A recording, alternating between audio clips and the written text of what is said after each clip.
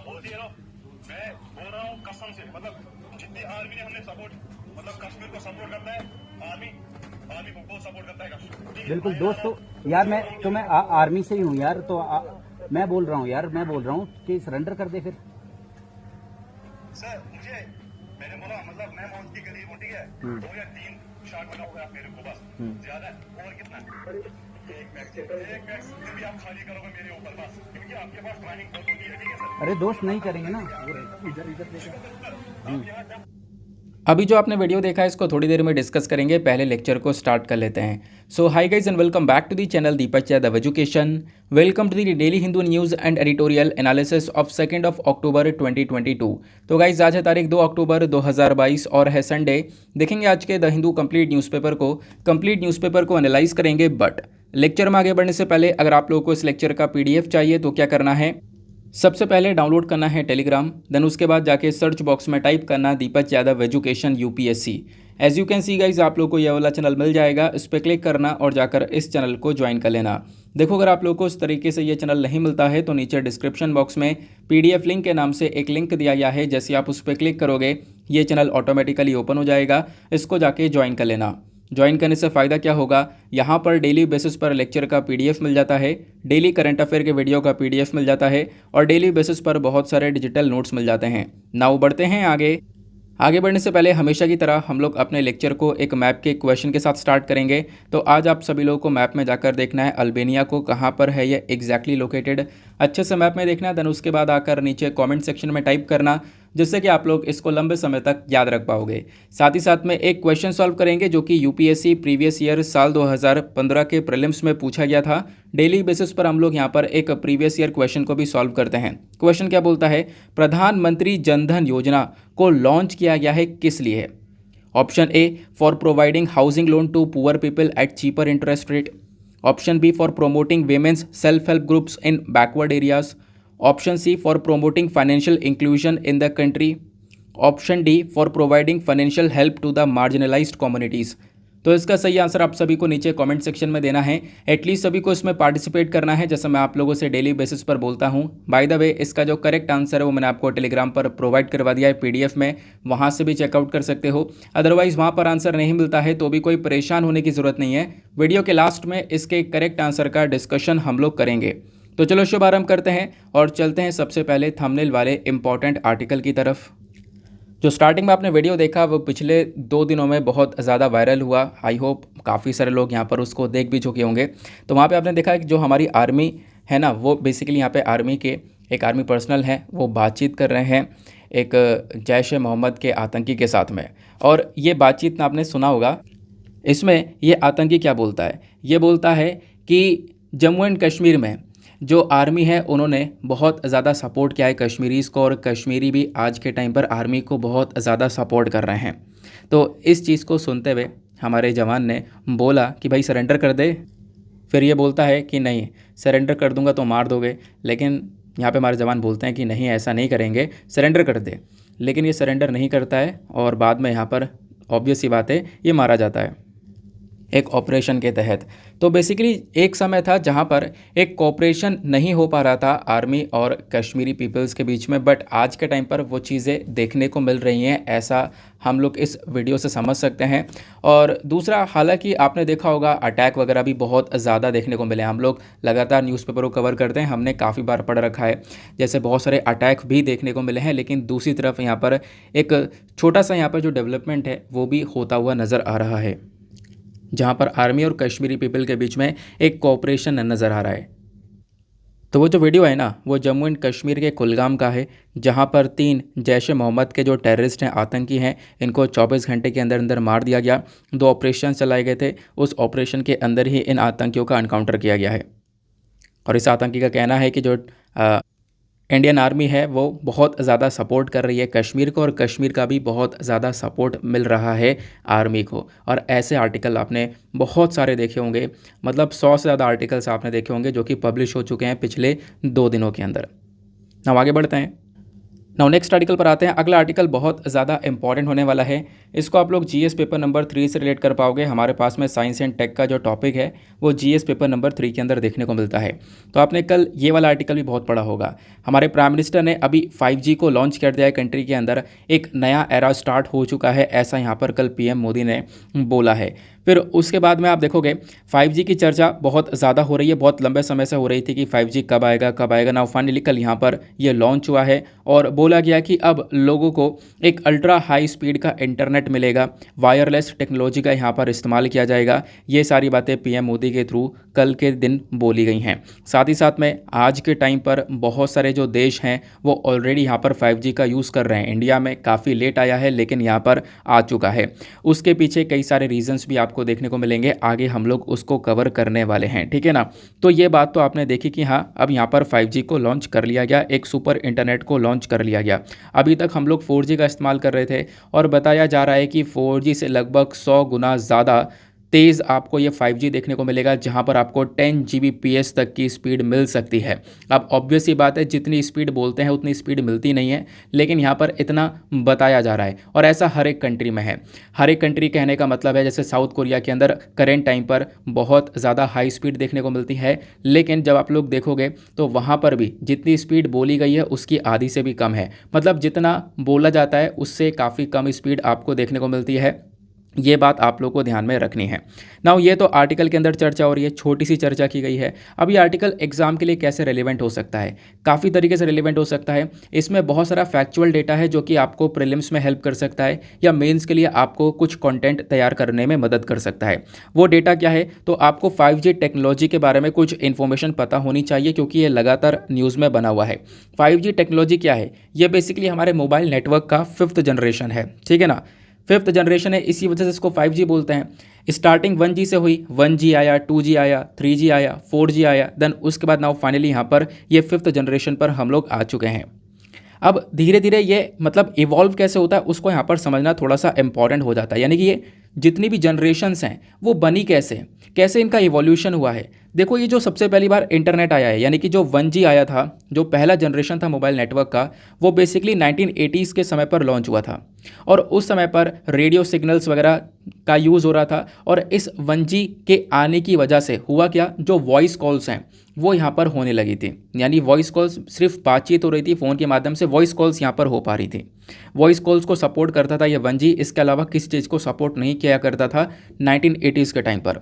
फिर उसके बाद 2G आया, बाद में सेकेंड जनरेशन आया। तो सेकेंड जनरेशन को लेकर आए 1990s में, और 1990s में जब सेकेंड जनरेशन आया तो इसने डिजिटल रेडियो सिग्नल्स का इस्तेमाल किया और ये वॉइस कॉल को तो सपोर्ट कर ही रहा था। वॉइस कॉल के साथ साथ अब यहाँ पर थोड़ा सा आप इंटरनेट यूज़ कर पा रहे थे, डेटा ट्रांसमिट हो पा रहा था। स्पीड लगभग यहाँ पर 64 kbps की मिल रही थी, मतलब बहुत ही ज़्यादा कम स्पीड मिल रही थी, लेकिन यहाँ से एवोल्यूशन हो चुका था।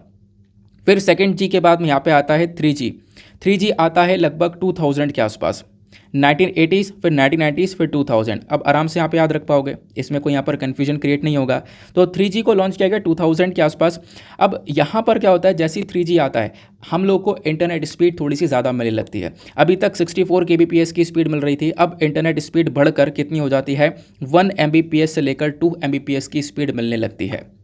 और अब यहाँ पर आपके पास में और भी बहुत सारी फीचर्स बढ़ जाते हैं। जैसे यहाँ पे क्या होता है कि जो टेलीफोन सिग्नल्स हैं वो अब ट्रांसमिट हो सकते हैं। आप वॉइस कॉल तो कर ही सकते हो, वॉइस कॉल के साथ साथ वीडियो कॉल्स भी कर सकते थे, कॉन्फ्रेंसिंग भी कर सकते थे। तो 3G आने से यहाँ पर ये सारी चीज़ें थोड़ा सा बढ़ने लगी। फिर 3G के बाद में साल 2009 में 4G लॉन्च होता है और 4G के अंदर स्पीड और बढ़ जाती है। 3G में 1 Mbps से लेकर 2 Mbps के आसपास थी, लेकिन 4G के अंदर ये जो इंटरनेट स्पीड है उसको 100 Mbps तक दिया। 100 Mbps से इनफैक्ट बोला गया एक जो मैक्सिमम स्पीड रहेगी वो 1 Gbps की रहेगी। 1 Gbps की स्पीड आपको मिल सकती है, लेकिन हालांकि यहाँ पर मैंने बताया ना, जितना बोला जाता है उससे काफ़ी कम रहती है, वो हम लोगों को यहाँ पर करेंट टाइम पर देखने को मिलता है। तो 4G के आने की वजह से जो 3D वर्चुअल रियलिटी है वो सारी चीज़ें यहाँ पर थोड़ा डेवलप होने लगी, जो टेक्नोलॉजी है वो एक अल्टीमेट लेवल पर पहुँच गई। लेकिन अब 4G के बाद हम लोग फोकस कर रहे थे बहुत लंबे समय से 5G के ऊपर। बहुत सारी कंट्रीज थी जिन्होंने 5G ऑलरेडी लॉन्च कर लिया था, इंडिया थोड़ा सा पीछे रह गया था। नाउ फाइनली अब कल भारत ने भी यहाँ पर 5G को स्टार्ट कर दिया है, बेसिकली पीएम ने इसको लॉन्च कर दिया है। अब जब 5G लॉन्च किया गया है तो 5G के अंदर आपको देखना होगा कि लगभग 3 अलग अलग बैंड्स दी गई हैं। 3 बैंड्स का मतलब यह है कि इसके अलग अलग 3 प्रकार की स्पीड देखने को मिलेंगी।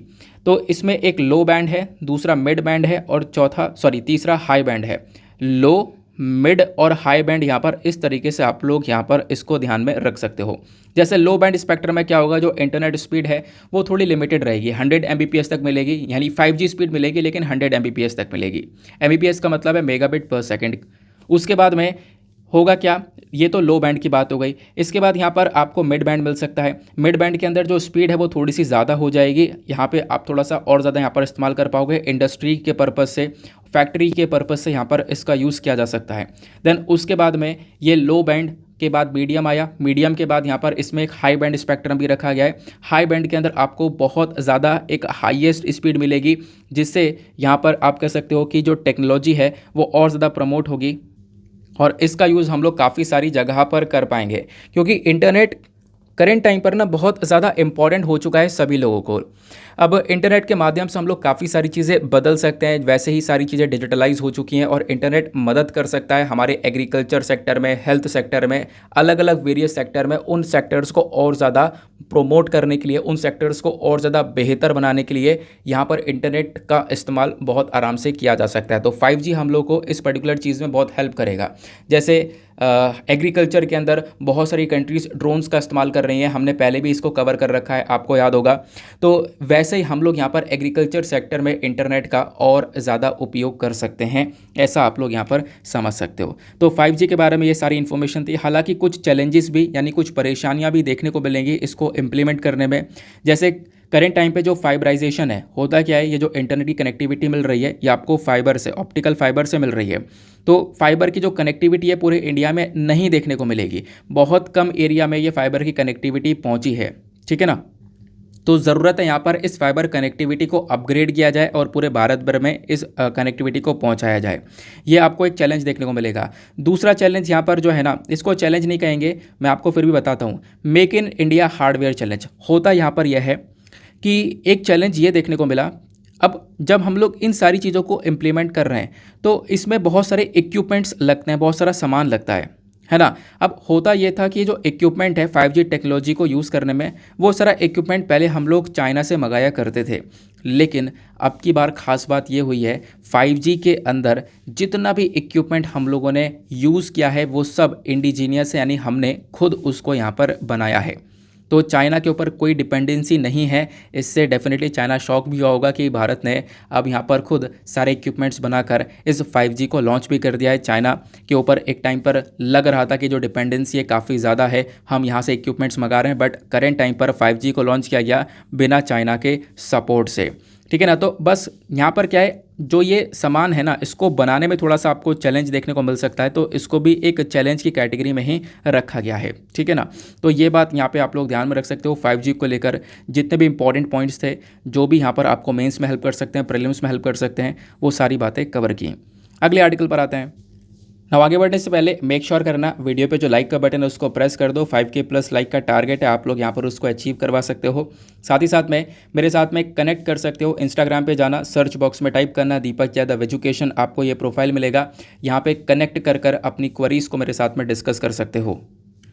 Now next article very very important, दोनों आर्टिकल को कंबाइन करके डिस्कस करेंगे। यहाँ पे आर्टिकल आपको देखने को मिलेगा, बात की गई है India abstains on UNSC resolution.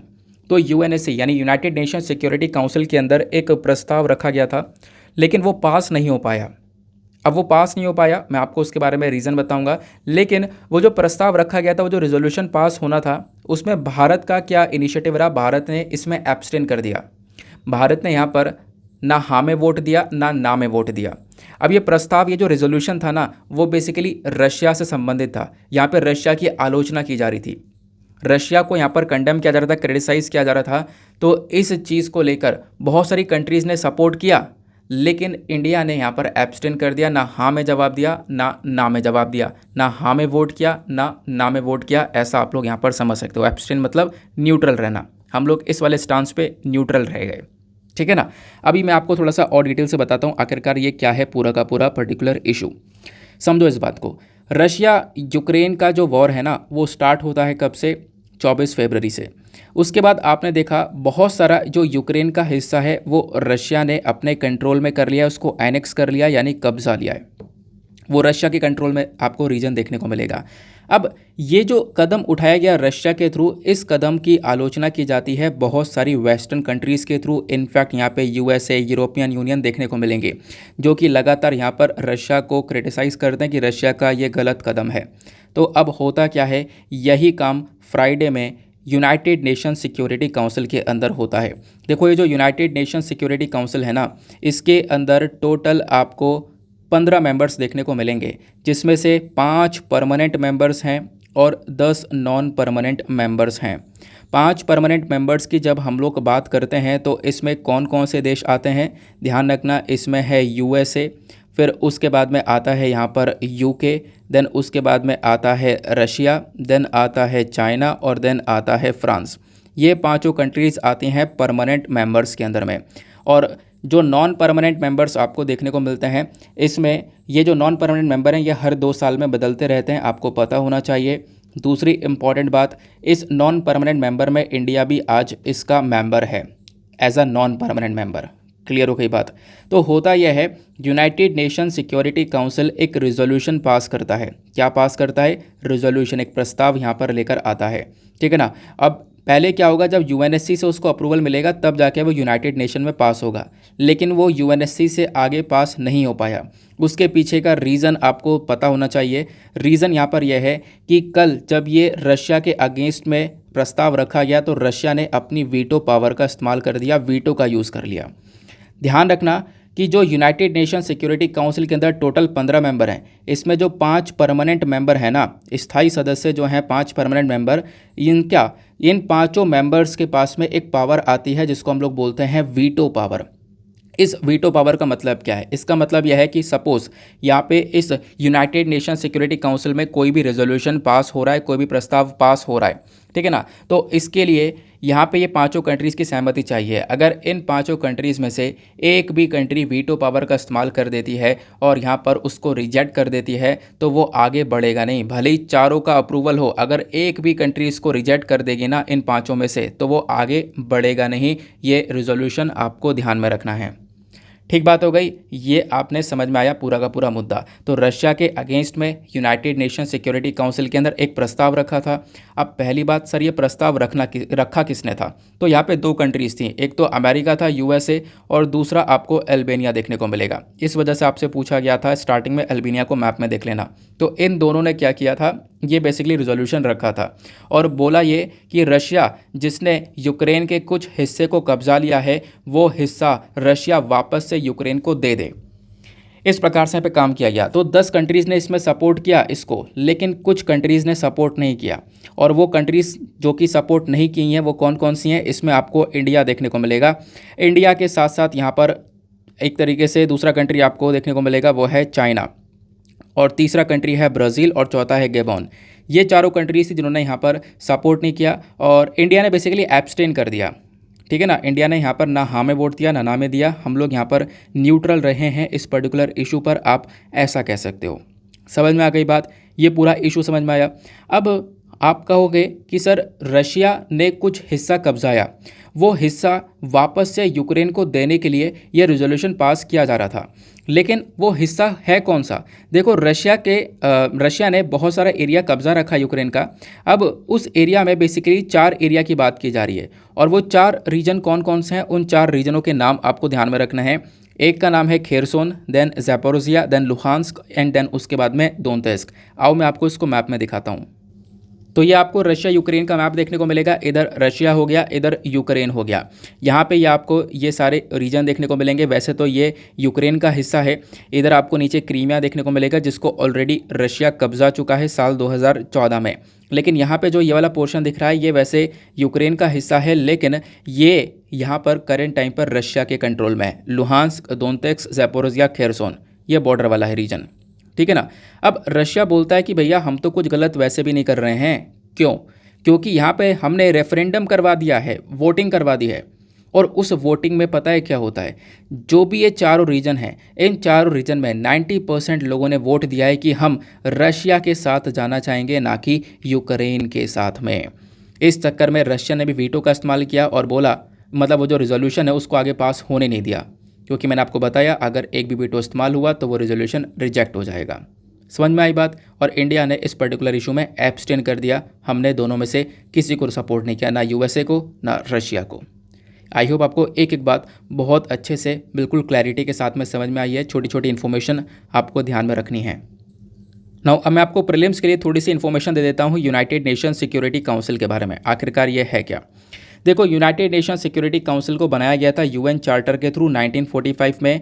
United nation security council basically United nation का ही एक ऑर्गन है। यूनाइटेड नेशन के टोटल 6 प्रिंसिपल ऑर्गन्स हैं, जिसमें से एक तो आपको यूनाइटेड नेशन सिक्योरिटी काउंसिल देखने को मिलेगा, देन एक है united nation general assembly, then एक है united nation trusteeship council, then उसके बाद में the economic and social council, then international court of justice, then उसके बाद में सेक्रेटेरिएट।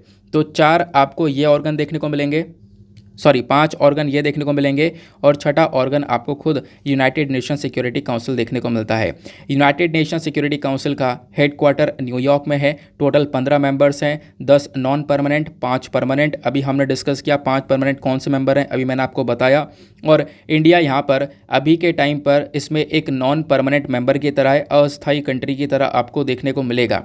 और इंडिया बेसिकली 8वीं बार इस यूएनएससी के अंदर एंटर किया हुआ है। और 2 साल बाद यहाँ पे आपको पता होना चाहिए जो नॉन परमानेंट मेंबर हैं वो बदल जाते हैं, ये चेंज हो जाते हैं।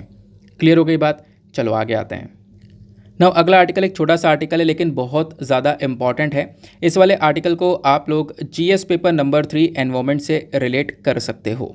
क्या कॉन्टेक्स्ट आपको देखने को मिलेगा? बात की जा रही है स्वच्छ सर्वेक्षण के बारे में। तो स्वच्छ सर्वेक्षण 2022 हो चुका है रिलीज़। हमारे प्रेसिडेंट द्रौपदी मुर्मू जी ने अभी यहाँ पर इस सर्वेक्षण को रिलीज़ करते हुए कुछ अवार्ड्स प्रेजेंट करे हैं।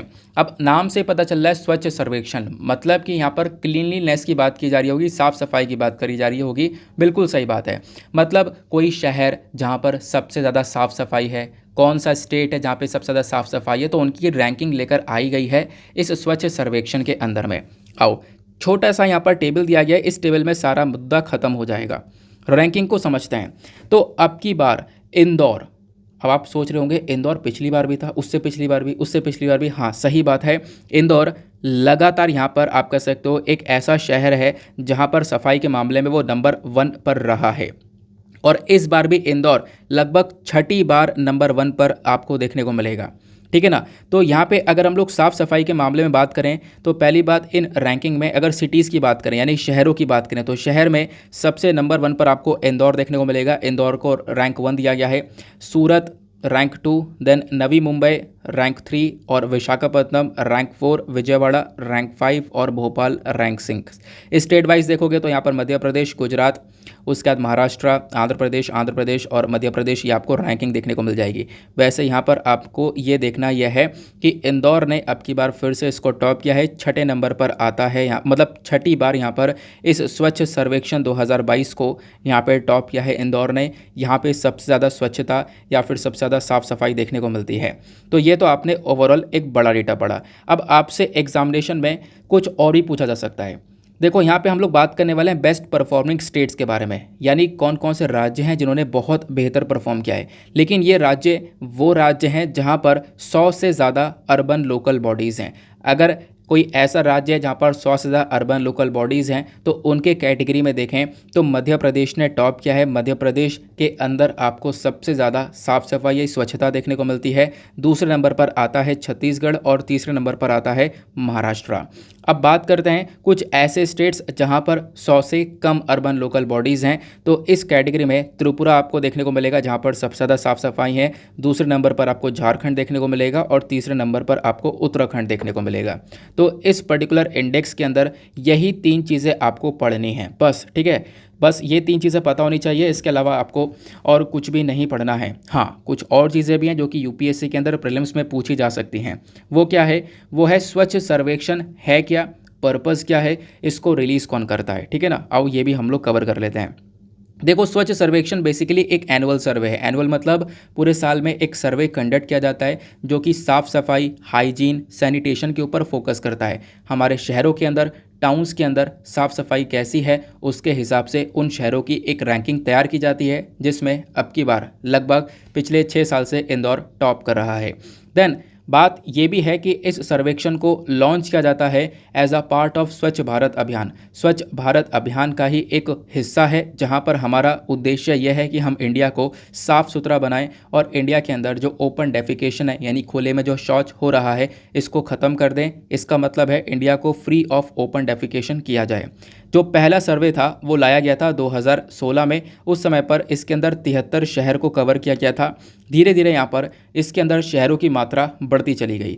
2016 के बाद यहाँ पे आप देखोगे लगातार ये सर्वे आता रहा, लेकिन जब 2020 में आता है ना, तो आप इमेजिन करो 2016 में इसमें 73 शहरों का सर्वे किया गया था, 2020 में इसमें 4000 से ज़्यादा शहर इंक्लूड कर लिए गए थे, उनका सर्वे किया गया था। और 2021 में 4300 से ज़्यादा शहर यहाँ पर रहे, उनको यहाँ पर आप कह सकते हो कि एनालिसिस करने के बाद में इस रैंकिंग को तैयार किया गया। मतलब आप कह सकते हो कि हर साल, मतलब साल ब साल जो है ना, इस सर्वेक्षण के अंदर एक प्रोग्रेस देखने को मिला है। बहुत सारी सिटीज़ का काउंटिंग यहाँ पर किया गया है, उनका एनालिसिस किया गया है।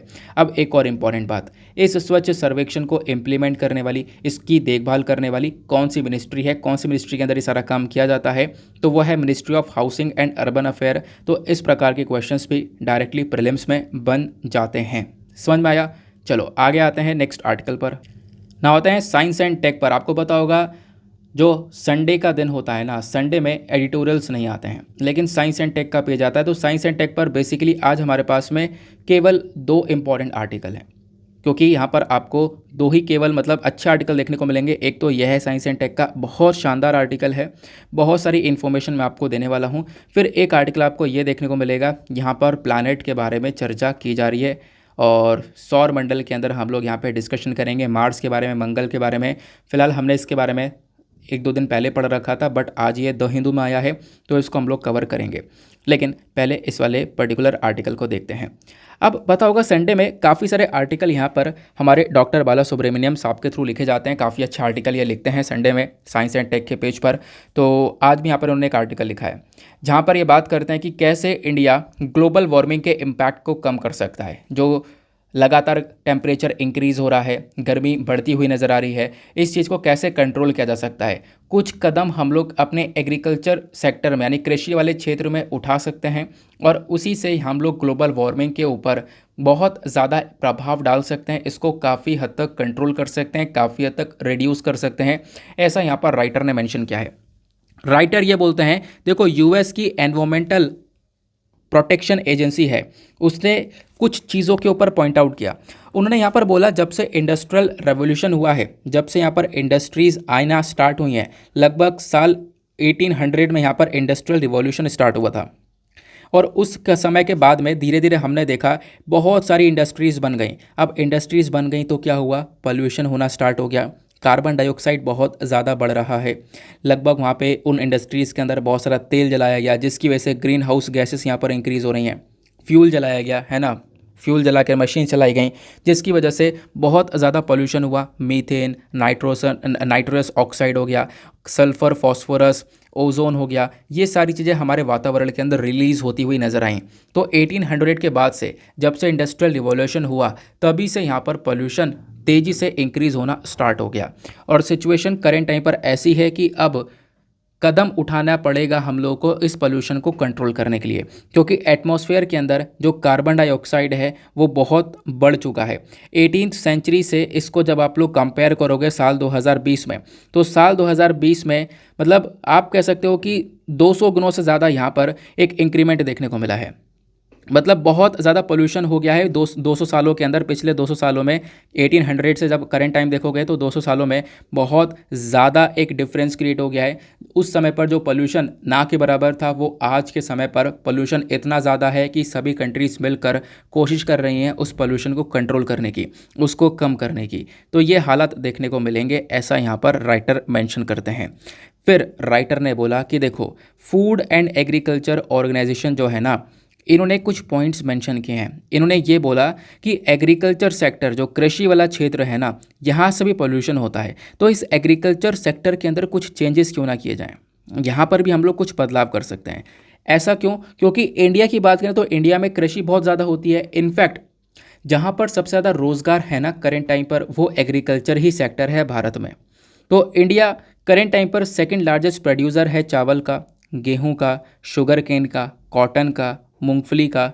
इन सब का हम लोग बहुत भरपूर मात्रा में प्रोडक्शन करते हैं और इस वजह से ये हमारे लिए इम्पॉर्टेंट भी हो जाता है कि भारत को कार्बन बहुत ज़्यादा कम करना होगा। जो पोल्यूशन हो रहा है उसको बहुत ज़्यादा कम करना होगा, क्योंकि फार्मिंग सेक्टर के अंदर से भी पोल्यूशन हो रहा है। तो उस चीज़ को हम बहुत आराम से कंट्रोल कर सकते हैं, ऐसा राइटर मेंशन करते हैं।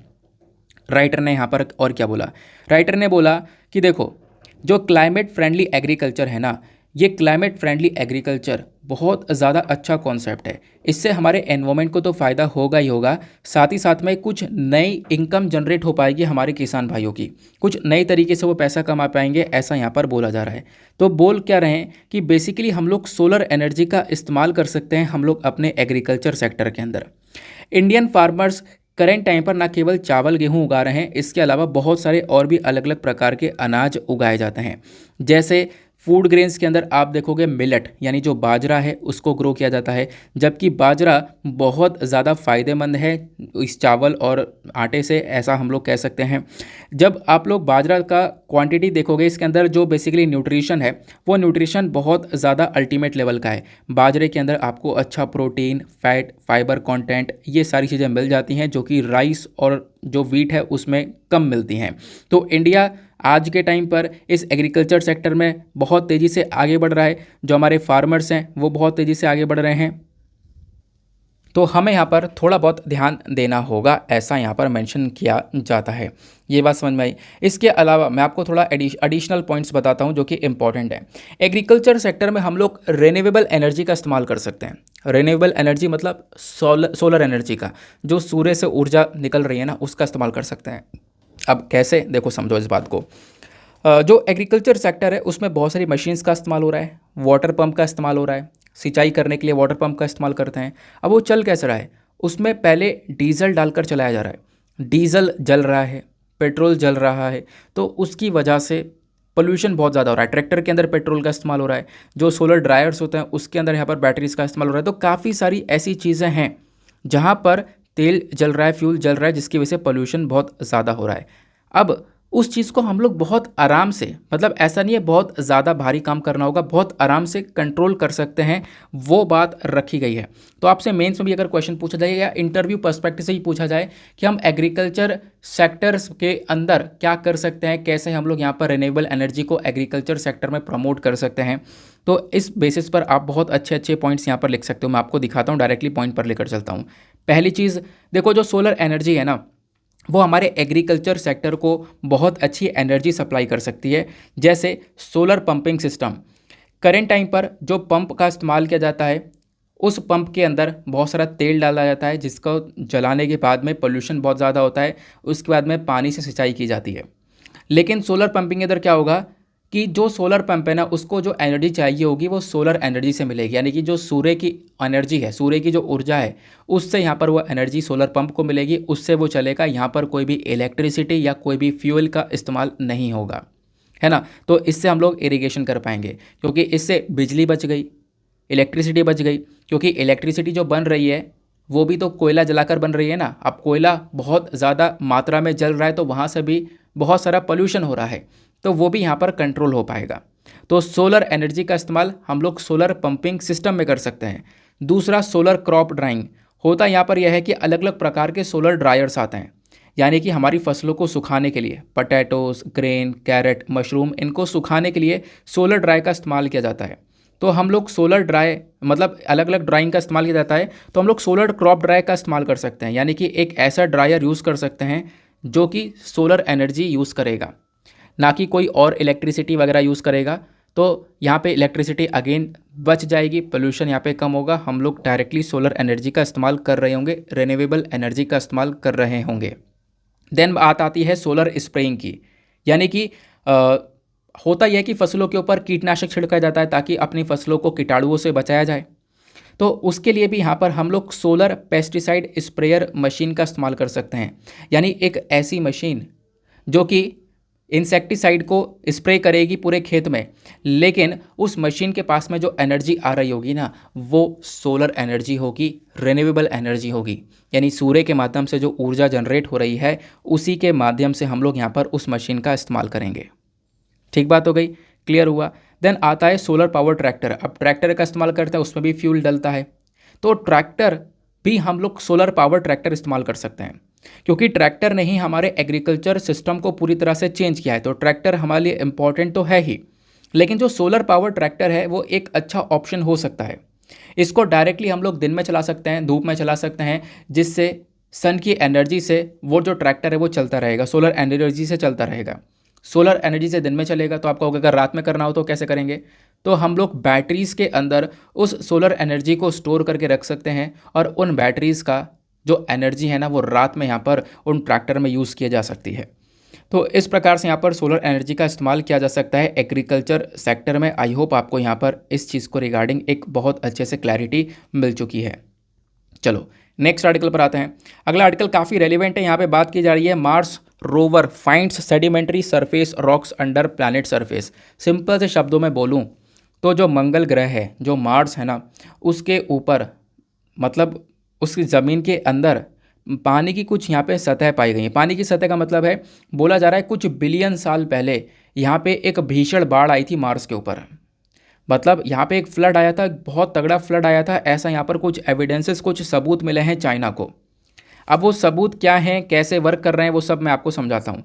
तो हुआ क्या, चाइना ने मंगल ग्रह के ऊपर एक मिशन भेजा था, और उस मिशन में एक रोवर भेजा जो कि आपको दिख रहा है, ये ऐसा टायर वगैरह लगे हुए हैं। ये रोवर मंगल ग्रह पर घूम रहा है चारों तरफ। अब वो घूमेगा, और इसको हम लोग रोवर के नाम से जानते हैं। लेकिन आप कहोगे चाइना ने रोवर भेजा है, तो उसने चाइना ने अलग से नाम दिया होगा। हाँ, इसका नाम है ज़ुरोंग रोवर, ठीक है ना। चाइना ने इसको नाम दिया है ज़ुरोंग रोवर, ये बात आपको ध्यान में रखनी है। तो ये करेंट टाइम पर मार्स के ऊपर है, और मार्स के ऊपर इसने इस वाले हिस्से में, कौन सा हिस्सा है ये, उतोपिया प्लैनिशिया, उतोपिया प्लैनिशिया वाले रीजन में पाया यह है कि इसकी सतह के नीचे कुछ हमें ऐसे लेयर्स मिले हैं जो कि हमें सबूत देते हैं कि यहाँ पे कुछ बिलियन साल पहले एक बहुत भीषण बाढ़ आई थी। कुछ इस प्रकार के सबूत यहाँ पर चाइना हम लोग को प्रोवाइड करवाता है इस पर्टिकुलर मिशन से। अब चलो इसको हम लोग थोड़ा सा और डिटेल से एनालिसिस करते हैं, आखिरकार ये सारी बातें क्या हैं। इस वाले आर्टिकल को GS paper number 3 space tech science and tech से रिलेट कर पाओगे। तो चाइना का यहाँ पर एक रोवर है जिसका नाम है ज़ुरोंग रोवर। ये मार्स पर लैंड करता है साल 2021 में, और इसने कुछ एविडेंसेस, कुछ सबूत पाए, और उस सबूत में यहाँ पर देखने को मिला कि बोला जा रहा है कि मार्स के ऊपर आज से कई बिलियन साल पहले बहुत भीषण बाढ़ आई थी, और इसने कुछ अंडरग्राउंड लेयर्स यहाँ पर ऐसी पाई हैं। ये जो रोवर है ये कौन से एरिया को यहाँ पर स्टडी कर रहा है, तो ये उतोपिया प्लैनिशिया वाले रीजन को स्टडी कर रहा है, जो कि मार्स के नदर्न हेमिस्फीयर पर देखने को मिलेगा, जो कि मैंने अभी आपको पिक्चर में दिखाया। ये बात समझ में आई। अब इसने क्या पाया, देखो इसके रडार ने कुछ एविडेंसेस देखे। इसके रडार ने यहाँ पर कुछ लेयर्स पाई हैं, कुछ अलग अलग 2 हॉरिजॉन्टल लेयर्स डिटेक्ट करी गई हैं। रडार जो है ना, उसने यहाँ पर 2 हॉरिजॉन्टल लेयर डिटेक्ट करी। एक लेयर 10 से 30 मीटर अंदर है, और दूसरी लेयर 30 से 80 मीटर अंदर है, और दोनों लेयर के अंदर सिमिलर पैटर्न्स हैं। तो ये जो पुरानी वाली लेयर है 30 से 80 मीटर अंदर जो आपको लेयर देखने को मिलेगी पुरानी वाली, उस लेयर के अंदर बताया जाता है कि 3 बिलियन साल पहले एक बहुत भारी भरकम बाढ़ आई थी, कुछ वाटर एक्टिविटी देखने को मिली थी मार्स के ऊपर। और जो अपर लेयर है, एक तो नीचे वाली लेयर है, वो भी यही बताती है कि बाढ़ आई थी, और इसके ऊपर जो नीचे वाली लेयर है वो 3 बिलियन साल पहले की है, और इससे ऊपर वाली जो लेयर है वो लगभग 1.6 बिलियन साल पहले की है। तो जो ऊपर वाली लेयर है वो भी यही बोलती है कि यहाँ पे बहुत सारा वाटर एक्टिविटी देखने को मिला है, बहुत सारा यहाँ पर बाढ़ देखने को मिला है। हालांकि इन चीज़ों को कंफर्म अभी नहीं किया गया, लेकिन फिर भी एक तरीके से जो आप देखोगे आर्टिकल के अंदर यही कंफर्मेशन है कि बिल्कुल यहाँ पर एक बाढ़ आई थी। ठीक बात हो गई, तो ये बात आपने समझ ली है। लेकिन अब प्रीलिम्स के लिए कुछ बातें हैं जो कि आपको पता होनी चाहिए। जैसे चाइना का जो ये रोवर है ज़ुरोंग रोवर, ये आखिरकार क्या है। देखो ज़ुरोंग जो नाम दिया गया है ना, चाइना ने इसको नाम दिया है अपने माइथिकल फायर गॉड के नाम के ऊपर। चाइना का ये पहला मार्स रोवर है जो कि यहाँ पर चाइना के तियानवन-1 स्पेस क्राफ्ट से लॉन्च किया गया था। जो तियानवन-1 है ना, इसने यहाँ पर इस पर्टिकुलर रोवर को लॉन्च किया था साल 2021 में। और इस मिशन के दौरान जो ज़ुरोंग रोवर है वो क्या कर रहा है, मार्स का उतोपिया प्लेनिशिया वाला रीजन को स्टडी कर रहा है। और इस रोवर का जो वज़न जो आपको पिक्चर में दिख रहा है, इसका वज़न लगभग 240 किलोग्राम के आसपास है। हालांकि नासा का भी एक रोवर है, नासा के रोवर से थोड़ा सा हल्का है चाइना वाला, ये बात रखी जा रही, सॉरी चाइना वाला थोड़ा सा भारी है, ये बात रखी जा रही है।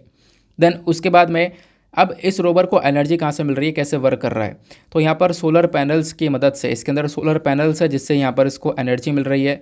इसके अंदर कैमरास लगे हुए हैं, रडार लगा हुआ है, मैग्नेटिक फील्ड डिटेक्टर लगा हुआ है, वेदर स्टेशन लगा हुआ है, ये सारी चीज़ें लगी हुई हैं जिसके वजह से हम लोग को यानी चाइना को सारी इन्फॉर्मेशन मिल रही हैं और मीडिया में सारी इन्फॉर्मेशन आ रही हैं। समझ में आ गई बात। अब ये बात आप लोगों ने पूरा मिशन के बारे में समझी। अब हम लोग थोड़ी सी बातें मार्स के बारे में पढ़ेंगे कि एग्जैक्टली यहाँ पर जो ये मार्स है, मंगल ग्रह है, इसके बारे में कुछ प्रीलिम्स के लिए फैक्चुअल डेटा है, आपको पता होना चाहिए। सोलर सिस्टम है जो हमारा सौर मंडल है, उसके अंदर देखोगे तो जो मार्स है वो आपको जब सन से देखोगे ना तो चौथा नंबर पर आने वाला ग्रह देखने को मिलेगा। मरकरी, वीनस, अर्थ, मार्स, ठीक है ना। तो मरकरी, वीनस, अर्थ ये 3 हो गए और चौथे नंबर पर आता है मार्स। तो सन के बाद में 3 प्लैनेट, 3 को छोड़ के बाद चौथा जो है वो है मार्स। फिर जो सोलर सिस्टम है, इस पूरे सौर मंडल में जो मार्स है वो सेकंड स्मॉलेस्ट प्लैनेट है, दूसरा सबसे छोटा प्लैनेट। मार्स जो है ना अर्थ के, पृथ्वी के आधे साइज़ का है। अगर हमारी पृथ्वी है उसके आधे साइज़ का मार्स देखने को मिलेगा। और साथ एक अच्छी बात यह है कि हमारी पृथ्वी और मार्स के बीच में बहुत सारी सिमिलैरिटी हैं, बहुत सारी समानताएं देखने को मिलती हैं। जैसे जो मार्स है ना वो हमारे सन को ऑर्बिट करता है, ठीक बात हो गई। और आपको ध्यान रखना है सन को ऑर्बिट करने के साथ साथ देखो एक बात ये भी है ना कि जब हम लोग बात करते हैं रोटेशन की, जो भी प्लैनेट रोटेट करता है अपने ऑर्बिट पर रोटेट करता है ना, एक रोटेशन में आपको पता होगा, जैसे यहाँ पर एक रोटेट करता है 24 घंटे में एक रोटेशन मारता है अर्थ, ये आपको पता होगा। बिल्कुल ऐसे ही यहाँ पर मार्स भी लगभग 24.6 आवर्स के अंदर एक रोटेशन मारता है। तो यहाँ पे अर्थ और मार्स में एक सिमिलैरिटी नज़र आती है। दूसरा आप देखोगे मार्स के ऊपर अलग अलग प्रकार के मौसम, अलग अलग प्रकार के सीज़न देखने को मिलेंगे। ऐसे ही यहाँ पर अर्थ के ऊपर भी आपको देखने को मिलता है, अर्थ के ऊपर भी अलग अलग प्रकार के सीजन्स नज़र आते हैं। मार्स के ऊपर जो ये दिन होता है ना, इसको मार्शियन डेज के नाम से जाना जाता है, सोल्स के नाम से भी जानते हैं हम लोग। बाकी कुछ और इंपॉर्टेंट फीचर्स हैं, जैसे मार्स आपको थोड़ा सा लाल कलर का देखने को मिलेगा, मंगल ग्रह लाल कलर का है। क्यों? क्योंकि यहाँ पर ऑक्सीडेशन यानी कि रस्टिंग ऑफ आयरन, यानी जो वहाँ पे चट्टानें हैं ना उनमें रस्टिंग ऑफ आयरन का कॉन्सेप्ट पाया गया है। रस्टिंग ऑफ आयरन मतलब जैसा लोहा होता है ना, लोहे के ऊपर जंग लग जाती है, वैसे ही यहाँ पर रॉक के ऊपर देखने को मिलेगा, मार्स के ऊपर जो चट्टानें हैं उसके ऊपर देखने को मिलेगा। इसकी वजह से इसको रेड प्लैनेट के नाम से भी जानते हैं। और एक सबसे इम्पॉर्टेंट बात, जब हम लोग पूरे सौर मंडल की बात करते हैं तो पूरे सौर मंडल में एक सबसे बड़ा वॉल्केनो, सबसे बड़ा ज्वालामुखी है पूरे सौर मंडल का, और पूरे सौर मंडल का जो सबसे बड़ा ज्वालामुखी है वो मार्स पर ही स्थित है। उसका नाम है ओलंपस मोन्स। ओलंपस मोन्स अपने आप में इतना बड़ा है कि आईफिल टावर उसके सामने बहुत छोटा दिखाई पड़ता है। फिर मार्स के पास में 2 चंद्रमा देखने को मिलते हैं, एक है फोबोस और दूसरा डेमोस। क्लियर हो गई बात। अब एक बात और, इस पर्टिकुलर प्लैनेट पर बहुत सारे देशों ने अलग अलग मिशंस को भेजा है। भारत ने भी मिशन भेजा था मंगलयान, आपको पता होगा। तो कौन कौन से देशों ने अलग अलग प्रकार के मिशन भेजे हैं इसको भी आपको पता होना चाहिए। चलो मैं आपको बता देता हूँ। पहली बात, यूरोपियन स्पेस एजेंसी यानी यूरोप का जो स्पेस एजेंसी है, इन्होंने यहाँ पर मार्स के ऊपर साल 2021 में एक मिशन भेजा था जिसका नाम था एक्सो मार्स रोवर। फिर चाइना का तियानवन-1, ये आपको पता होना चाहिए। ऐसे यहाँ पर जो यूएई है, इसका होप मार्स मिशन था 2021 में, इन्होंने भी भेजा। देन इंडिया का भी एक मार्स ऑर्बिटर मिशन था, हमने 2013 में ही यह मंगलयान को भेज दिया था, जिसके ऊपर एक मूवी भी बनी हुई है। समझ में आई बात। तो ये था पूरा का पूरा पर्टिकुलर इशू। नेक्स्ट आर्टिकल पर आते हैं। अब देखो संडे में क्या होता है ना, साइंस एंड टेक के बाद में कुछ फ्रीक्वेंट आस्क्ड क्वेश्चंस वाले भी मतलब एक पेज देखने को मिलेगा। अब ये 2 पर्टिकुलर इशू ऐसे हैं जो कि मैंने आपको बहुत डिटेल से पढ़ा रखे हैं, क्योंकि फ्रीक्वेंट आस्क्ड क्वेश्चन जो संडे में आता है वो बेसिकली आप कह सकते हो पूरे सप्ताह का रिविजन बेसिस है, रिविजन वाला पेज देखने को मिलता है। ठीक है ना। यहाँ पर सुप्रीम कोर्ट ने अबॉर्शन राइट्स को लेकर क्या बोला है ये बात बताई गई है, मैंने परसों वाले वीडियो में कवर किया था। यहाँ पर पॉपुलर फ्रंट ऑफ इंडिया को बैन कर दिया गया, ये भी मैंने परसों वाले वीडियो में ही कवर किया था। तो ये इश्यूज़ ऐसे हैं जो कि पूरे सप्ताह में न्यूज़ में रहते हैं, उनको वापस से यहाँ पर दे दिया जाता है। तो इनको आप लोग स्किप भी कर दोगे तो भी चलेगा, क्योंकि आप पहले यहाँ पर पूरे सप्ताह में इनको पढ़ चुके हो। ठीक है ना। फिर भी मैंने यहाँ पर हाईलाइट कर दिया है, चाहो तो आप लोग पढ़ सकते हो। फॉर एग्जांपल चलो मैं आपको फिर भी एक ओवरव्यू दे देता हूँ, ठीक है ना। आए हैं यहाँ पर तो एक ओवरव्यू ले लेते हैं। इस वाले इशू में क्या हुआ, देखो यहाँ पे सुप्रीम कोर्ट के पास में एक केस आता है। मैं आपको पहले डिटेल से समझाता हूँ बैकग्राउंड के साथ में। वैसे एक महिला होती हैं जिनकी उम्र होती है 25 साल, और वो महिला जो है ना वो प्रेगनेंसी की स्टेज से गुजर रही होती हैं, वो प्रेग्नेंट होती हैं। लेकिन ध्यान रखना, ये जो महिलाएं ये अनमैरिड हैं, यानी कि अवैवाहिक हैं, इनकी शादी नहीं हुई है, लेकिन लिव इन में रह रही थी। हुआ क्या, इनके साथ में लड़का था, इनका पार्टनर था, है ना, वो इनको लास्ट वक्त पर छोड़ देता है। और मतलब ये प्रेग्नेंट रहती हैं और लास्ट वक्त में वो छोड़ देता है, कहता है कि मैं शादी नहीं करूँगा। तो ये महिला हाई कोर्ट पहुँचती हैं और इंसाफ मांगती हैं, बोलती हैं कि देखो मुझे ना एबॉर्शन करवाना है इस प्रेगनेंसी को 24 सप्ताह हो रहे होते हैं और ये एबॉर्शन करवाना चाहती हैं। हाई कोर्ट मना कर देता है। हाई कोर्ट बोलता है कि जो हमारे पास में मेडिकल टर्मिनेशन प्रेगनेंसी एक्ट है ना, इसमें कोई प्रोविज़न है ही नहीं, तो आप एबॉर्शन नहीं करवा सकती। तो ये महिला सीधा जाती है सुप्रीम कोर्ट में। एक केस पहुंचता है सुप्रीम कोर्ट में। सुप्रीम कोर्ट ने इन महिला के फेवर में इस केस को सुनाया। सुप्रीम कोर्ट ने बोला ठीक है, आप यहाँ पर एबॉर्शन करवा पाओगी, ठीक है ना। और उसी के बाद सुप्रीम कोर्ट ने यहाँ पर एबॉर्शन राइट को एक्सपैंड कर दिया है, थोड़ा सा बढ़ावा दिया है। अब क्या बढ़ावा दिया है, आओ इसको समझने की कोशिश करते हैं। पहली बात सर, बहुत अच्छे से स्क्रीन पर देखते हुए चलना, medical termination of pregnancy act को समझते हैं। देखो इंडिया के अंदर जो एक तरीके से महिलाएं हैं ना, इनको एबॉर्शन करवाने का हक कब मिला, ये अधिकार मिला 1971 में। 1971 में medical termination of pregnancy act को लेकर आया गया, जहां पर बोला गया कि जो महिलाएं हैं वो कैसे एबॉर्शन करवा सकती हैं। तो 1971 में पहली बात यहाँ पर पहला पॉइंट क्या कवर किया गया था, जो मैरिड वेमेन हैं, जो शादीशुदा महिलाएं हैं, ठीक है ना, अगर उनकी प्रेगनेंसी 20 सप्ताह तक हो रही है, यानी कि बेसिकली यहाँ पर उनको जो अलाउ किया गया है एबॉर्शन करवाने के लिए, गर्भपात करने के लिए जो उनको अलाउ किया गया है वो 20 सप्ताह तक किया गया है कि आप आखिरी 20 सप्ताह तक एबॉर्शन करवा सकती हो। ऐसा 1971 में बोला गया था पहले पॉइंट में। तो उस समय पर जो अनमैरिड वेमेन है, यानी कि अवैवाहिक महिला हैं, उनको कवर नहीं किया गया था 1971 में। इसी वजह से इसकी आलोचना ही बहुत हो रही थी कि अनमैरिड वेमेन को भी कवर करना चाहिए, क्योंकि कुछ लिव इन वाले केस निकल कर आते हैं जहाँ पर अनमैरिड वेमेन प्रेग्नेंट होती हैं, तो उनको भी एबॉर्शन करवाने के राइट्स मिलने चाहिए। तो होता यह है कि सर 1970 के बाद होता यह है कि हम लोग साल 2021 में, यानी कि पिछले साल, इसी medical termination of pregnancy act के अंदर कुछ बदलाव करते हैं, कुछ चेंजेस करते हैं, यानी कि इसके अंदर क्या किया गया, एक अमेंडमेंट किया गया, एक बदलाव किया गया। और वो अमेंडमेंट क्या था, अब यहाँ पर इस बात को समझना, एक सेकेंड रुको। 2021 के अंदर अमेंडमेंट किया गया था। उस अमेंडमेंट में पहला पॉइंट ये रखा गया कि सर जो पुराना वाला एक्ट था 1971 वाला, उसमें केवल शादीशुदा महिला को कवर किया जा रहा था, लेकिन साल 2021 में ये बोला कि ठीक है, यहाँ पर मैरिड वेमेन को भी कवर किया जाएगा और साथ ही साथ में अनमैरिड वेमेन, यानी कि जिनकी शादी नहीं हुई है, उनको भी कवर किया जाएगा। और बोला गया मैरिड वेमेन और अनमैरिड वेमेन, अगर इनकी प्रेगनेंसी 20 सप्ताह तक पहुंच रही है तो बेसिकली इनको लास्ट जो है ना 20 सप्ताह का टाइम पीरियड दिया गया है, 20 सप्ताह की लिमिट दी है, 20 सप्ताह तक ये अबॉर्शन करवा सकते हैं। ठीक बात हो गई। लेकिन पिछले साल इसमें एक और चीज़ ऐड कर दी गई। साल 2021 में एक और चीज़ ऐड ये भी कर दी गई कि जो मैरिड वेमेन होंगी, जो शादीशुदा महिलाएं होंगी ना, इनको एक और चीज़ मिली जाएगी। मान लो यहाँ पर कुछ कंडीशन, यानी कुछ दुर्घटना घटती है महिला के साथ में, ठीक है ना, किसी के साथ में रेप हो जाता है या किसी के हस्बैंड की डेथ हो जाती है तो वो यहाँ पर विधवा हो जाती हैं, या कोई मेंटली इल हैं, तो इस प्रकार की जो कंडीशन निकल कर आएगी, उस कंडीशन में उस महिला को 20 सप्ताह के साथ साथ 4 सप्ताह एक्स्ट्रा मिलेंगे। यानी कि अगर ये कंडीशन कुछ ऐसी घटना घटित होती है महिला के साथ में, तो उनको 4 सप्ताह एक्स्ट्रा दिए जाएंगे, 4 वीक्स एक्स्ट्रा दिए जाएंगे, ताकि वो 24 सप्ताह के अंदर अंदर एबॉर्शन करवा सकें।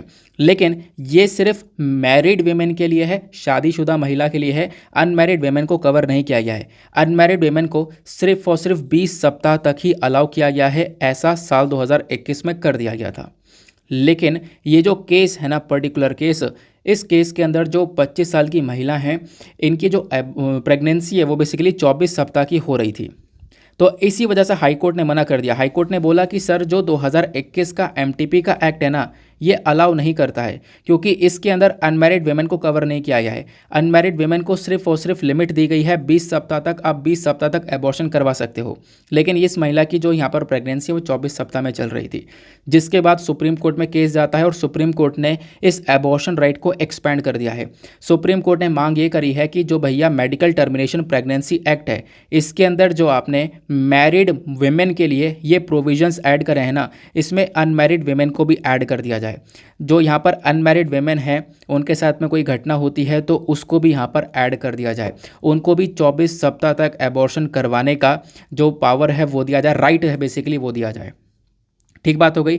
तो इस बेसिस पर यहाँ पर सुप्रीम कोर्ट ने इसको एक्सपेंड कर दिया।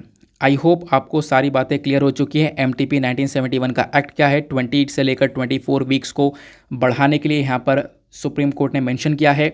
उसके बाद में मैंने आपको बताया कि इसके बारे में क्या क्या रूल्स देखने को मिलेंगे, कैसे कैसे रूल्स एस्टेब्लिश हुए थे, सुप्रीम कोर्ट ने क्या बोला, क्या डिसीजन सुनाया, ये मैंने आप लोगों को सारी बातें बहुत सिंपल से शब्दों में बता दी हैं। उसके बाद में अगला आर्टिकल देख सकते हो। नेक्स्ट आर्टिकल में हम लोग ज़्यादा डिटेल से नहीं जाएंगे क्योंकि अगला आर्टिकल यार ज़्यादा खास इंपॉर्टेंट है नहीं, फिर भी मैं आपको थोड़ा सा बता देता हूँ। रिसेंटली क्या होता है, जो हमारे होम मिनिस्टर होते हैं, ministry of home affairs basically गृह मंत्रालय, इन्होंने क्या किया, PFI क्या है, यह है पॉपुलर फ्रंट ऑफ इंडिया, एक एसोसिएशन है। और पॉपुलर फ्रंट ऑफ इंडिया के साथ साथ कुछ और भी इसके साथ 8 और एसोसिएशंस हैं। तो इन सभी को मिनिस्ट्री ऑफ होम अफेयर्स ने परसों बैन कर दिया इंडिया से। बैन करने का मतलब इनको 5 साल के लिए बैन कर दिया कि 5 साल तक ये काम नहीं कर पाएंगी जितनी भी ऑर्गेनाइजेशंस हैं। अब ऐसा क्यों, देखो मिनिस्ट्री ऑफ होम अफेयर्स ने पाया कि जो पॉपुलर फ्रंट ऑफ इंडिया है ना, इनका जो लिंक है वो आतंकवादी संगठनों के साथ में पाया गया है। विदेश में जो सीरिया के अंदर आतंकवादी संगठन है वहाँ पर इनका लिंक पाया गया है। भारत के अंदर बहुत सारे दंगे हुए, बहुत सारा हिंसा हुआ, उसके अंदर PFI का कहीं ना कहीं रोल था, जिसकी वजह से कहीं ना कहीं हमारे कंट्री में हमारी नेशनल एक्टिविटीज़ के खिलाफ में ये जा रहा है PFI। ये बात रखते हुए सरकार ने PFI को 5 साल के लिए बैन कर दिया था, जिसकी वजह से ये न्यूज़ में बना हुआ है। क्यों? क्योंकि PFI कहीं ना कहीं अनलॉफुल एक्टिविटीज़ दिखा रहा था। तो इस PFI को बैन किया गया अनलॉफुल एक्टिविटीज़ प्रिवेंशन एक्ट के तहत।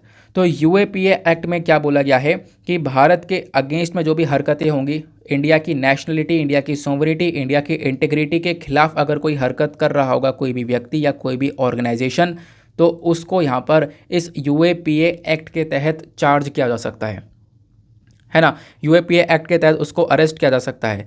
और इसमें अरेस्ट करने के बाद आपको पता होगा UAPA के अंदर साल 2019 में एक अमेंडमेंट, एक संशोधन हुआ था।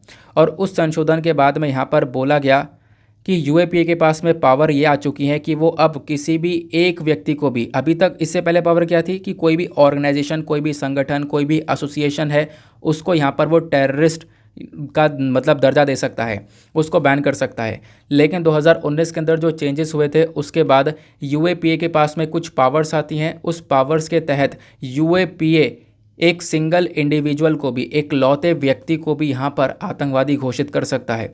और आतंकवादी घोषित करने के बाद में क्या होगा, उसको अरेस्ट किया जाएगा, उम्र कैद की सज़ा भी हो सकती है, ये भी यहाँ पर मेंशन किया जाता है। ठीक है ना। आई होप आपको समझ में आया। तो PFI को क्यों बैन किया गया, क्योंकि इसके आतंकवाद के साथ में लिंक थे। UAPA एक्ट के तहत यहाँ पर इसको बैन किया गया। ये हमने डिटेल से कवर किया था। तो बेसिकली संडे में जो FAQ वाला पेज है ना, ये एक एज अ रिवीजन के बेसिस पर आता है, तो आप लोग यहाँ पर इसको देख सकते हो। वैसे मैंने आपको पढ़ा दिया है, इसमें कोई भी इशू वाली बात है नहीं। चलो, साइंस एंड टेक हम लोगों ने कवर कर लिया, 2 रेलिवेंट आर्टिकल थे। फिर उसके बाद में आप देखोगे इधर फॉरेन पेज यानी वर्ल्ड पेज, दुनियादारी में क्या चल रहा है, तो कुछ भी काम की बात नहीं है, आप लोग यहाँ पर इसको हटा सकते हो। बाकी ये हमने आर्टिकल डिस्कस कर लिया है, साफ़ सफाई वाला। एक आर्टिकल छोटा सा ये देखने को मिलेगा। अब इसमें लोकेशन ध्यान रखना। हुआ क्या है, लगभग 6000 से ज़्यादा पेड़ काटे गए हैं टाइगर सफारी प्रोजेक्ट के दौरान कॉर्बेट रिजर्व में।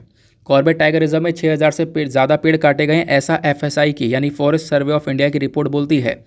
तो कॉर्बेट टाइगर रिजर्व कहाँ पर देखने को मिलेगा, ये बेसिकली आपको उत्तराखंड में देखने को मिलेगा। तो बोला जा रहा है कि यहीं पर कॉर्बेट नेशनल पार्क में, जिम कॉर्बेट नेशनल पार्क के अंदर ही ये सारे के सारे पेड़ काटे गए हैं।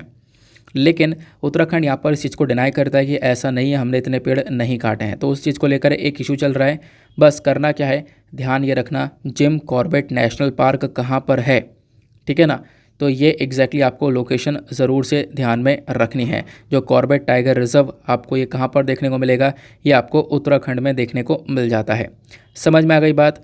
इसके अलावा यहाँ पर कुछ नहीं पढ़ो, उसके बाद स्किप कर दो इसे। कुछ आएगी डिटेलिंग इन्फॉर्मेशन, क्योंकि अगर कुछ रेलिवेंट होगा तो डिटेलिंग इन्फॉर्मेशन आती रहेगी, उसको हम लोग कवर करते रहेंगे।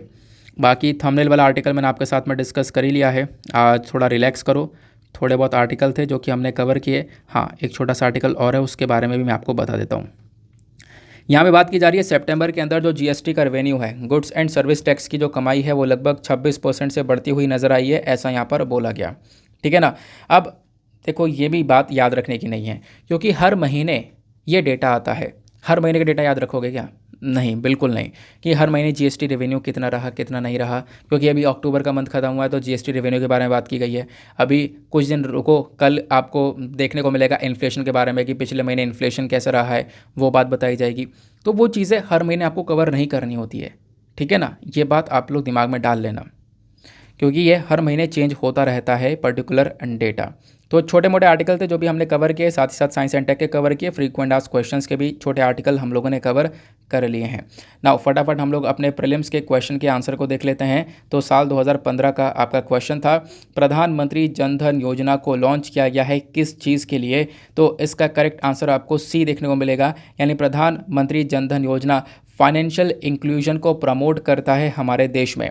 तो ये बेसिकली एक नेशनल मिशन और फाइनेंशियल इंक्लूजन मिशन आप लोग कह सकते हो, जहाँ पे फोकस यह है कि सभी लोगों को कवर किया जाए, यानी जो पुअर पीपल हैं या सभी लोग हैं, बेसिकली सभी लोगों को यहाँ पर इस पर्टिकुलर मिशन के तहत कवर किया जाए। इस प्लान का फोकस यहाँ पर यह है कि सभी लोगों के पास में एक बैंक अकाउंट हो। ठीक है ना, हर एक घर के अंदर एक बैंक अकाउंट हो, उनको यहाँ पर फाइनेंशियल की नॉलेज हो।